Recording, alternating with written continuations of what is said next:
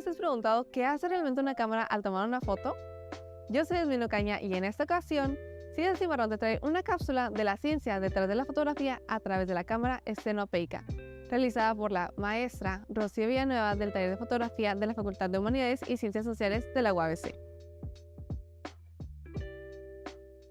Este semestre construimos o instalamos lo que llamamos una cámara estenopeica gigante, que es el principio de la cámara oscura, con el cual podemos nosotros percibir o observar lo que es el fenómeno fotográfico o el origen del fenómeno fotográfico, ¿no? O el fenómeno que da inicio a la fotografía, la base principal. Esto consiste en una habitación oscura, decimos una carpa que es una habitación oscura. Para el interior solamente se permite entrar la luz por un pequeño orificio que llamamos estenopo, de ahí viene el nombre cámara estenopeica, que es una habitación oscura o una cámara que tiene un hoyo, un agujero al frente, a uno de sus lados. Y la proyección de lo que se ve que entra por ahí, la luz que entra por ahí va a tener en su lado contrario la proyección de lo exterior. Y se ve color, movimiento y, bueno, la inversión, ¿no? La nitidez con que se ve esa imagen depende mucho de cómo está elaborado el estenopo o el lente. El estenopo, este orificio viene siendo, fue lo que al principio dio origen para lo que llamamos ahora el lente de una cámara, ¿no? La óptica. Este simplemente es un agujero. Mientras más pequeño es, mayor definición va a haber al interior, pero menos luz. Y mientras más amplio lo hacemos, entra más luz, se ve más los detalles, pero con menos calidad o menos definición en la imagen. Es necesario tener un fondo blanco para que ahí se proyecte la imagen que estamos produciendo del exterior. Y también es necesario que haya buena luz al exterior para que ese fenómeno se pueda ver.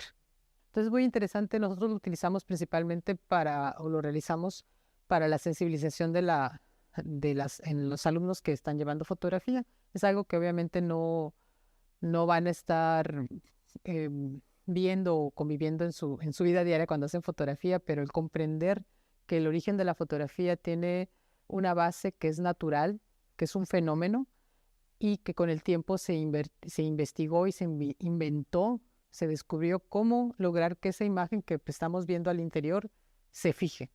Y esa fijación se empezó haciendo a través de materiales químicos, sobre superficies como el papel, el papel, la madera o el vidrio, o el metal, y que actualmente pues lo tenemos en un equipo muy a la mano, como es un aparato celular, ¿no?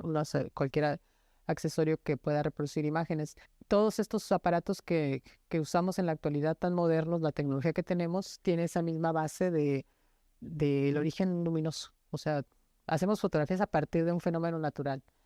Cómo se reproduce, cómo se captura, cómo se puede manipular, ya pues depende del equipo que tenemos, ¿no? En principio fue químico, a veces al principio eran en cámaras también así con solamente un orificio. Poco a poco se fue desarrollando la tecnología de la óptica y pues sistemas electrónicos o la película fotográfica, después sistemas electrónicos hasta llegar a lo que tenemos ahora en el equipo digital, ¿no? Entonces, nos gusta hacerlo porque es atractivo, es divertido y es sensibilización.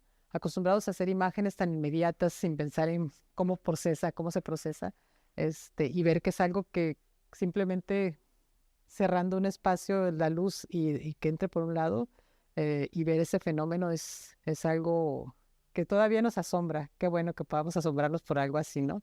De eso se trata. Este semestre nos pusimos en contacto con la coordinación de la licenciatura en la docencia de la matemática para que ellos también se integren al proyecto y expliquen la parte del fenómeno físico, cómo funciona, ¿no? Yo lo explico en general cómo se ve, por qué se ve y demás, pero ya la cuestión de la óptica, que es algo que le interesa a matemáticas, que hay materias que tratan este tema, que puedan entonces integrar la explicación más amplia, ¿no? Y así tenemos dos áreas al menos que entran en este proyecto para participar.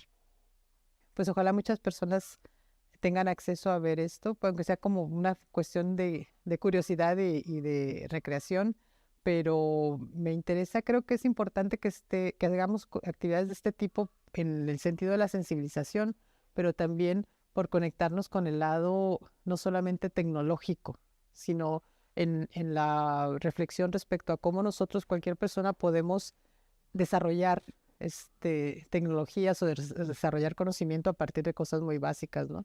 El reflexionar de decir cómo usamos la cámara, el celular, tomamos fotografías inmediatas, no pensamos en todo este proceso, no son útiles, no son recreativas nada más, pero cómo enriquece el saber de dónde viene, el asombro, ¿no?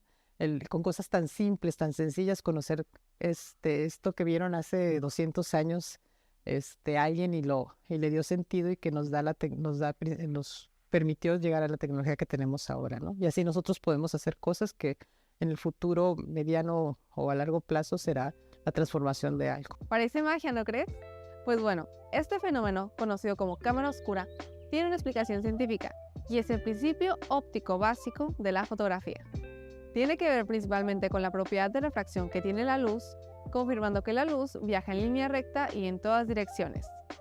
Comencemos explicando que las imágenes ingresan a la cámara de la misma forma que ingresan a nuestro ojo, a través de un mini orificio, nuestra pupila, y al revés. ¿Pero por qué la imagen se mira al revés? Esto se debe a que la luz que entra por el orificio entra en ángulo, lo que provoca que los rayos reflejados de la parte superior de los objetos se miren hacia abajo y los rayos reflejados de la parte inferior se miren hacia arriba. En la oscuridad de la cámara, esos rayos se cruzan y provocan que la imagen esté invertida. Como pudimos ver, hasta lo sencillo hay ciencia detrás, y el funcionamiento de la cámara estenopeica es una prueba de ello. Esto fue Ciencia Sin Marrón. Nos vemos en la próxima.